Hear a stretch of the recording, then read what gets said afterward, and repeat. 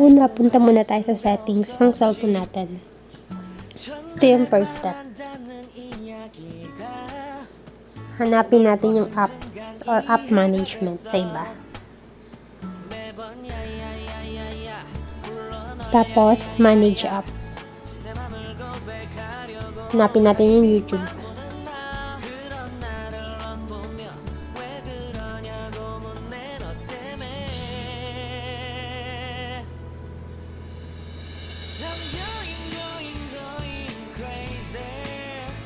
Click natin yan.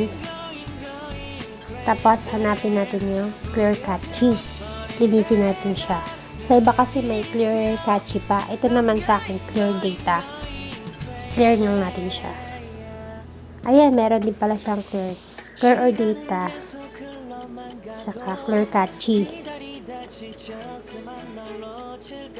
Tapos yan. Make sure din pala na naka-off ang ating notifications. Punta tayo sa settings. Then sa applications. Manage apps.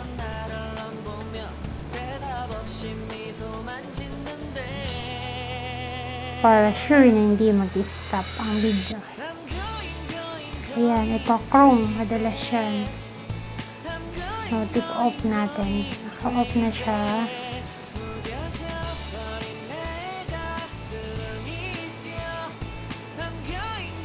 Facebook. Marami din kasi dyan. Notif. Off natin yan.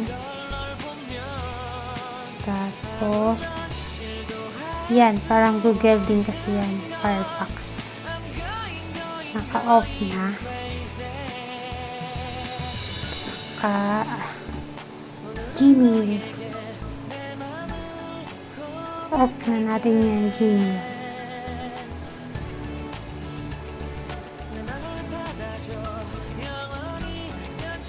Messenger.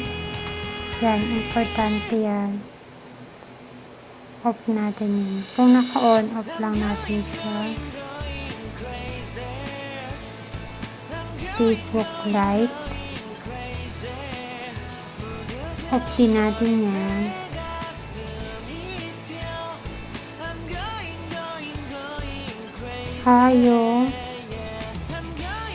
YouTube. Wala YouTube. YouTube Music. Pwede rin natin i-off yan. Wala yung YouTube.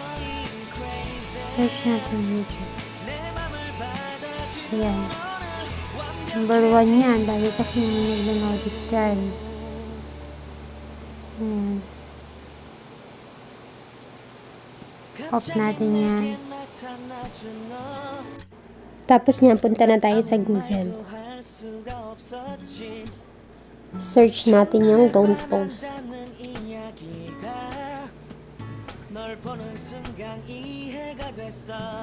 Ayan. Click natin yung don't post for Android. Download na natin yung apps.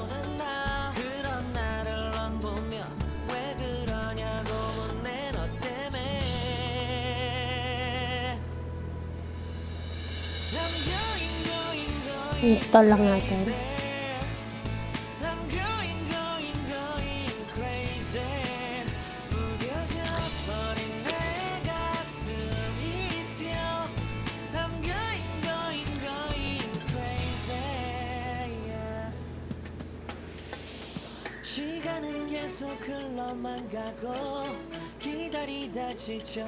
Tapos, bago tayo mag-start ng playlist, click natin yung green. Ito yung play. Tapos yung red, ito yung stop. Ayan. Kada mag-play tayo ng playlist or ng video, click natin yung play. Ayan. Naka-start na siya. Tapos, play na tayo ng playlist. Punta na tayo sa YouTube.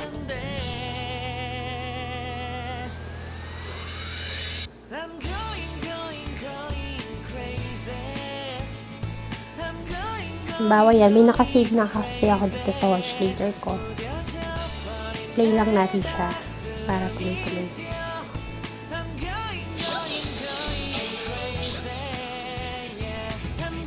Kung mapapansin nyo, ayan, naka-play yung down post. Nandun siya sa notif ko na.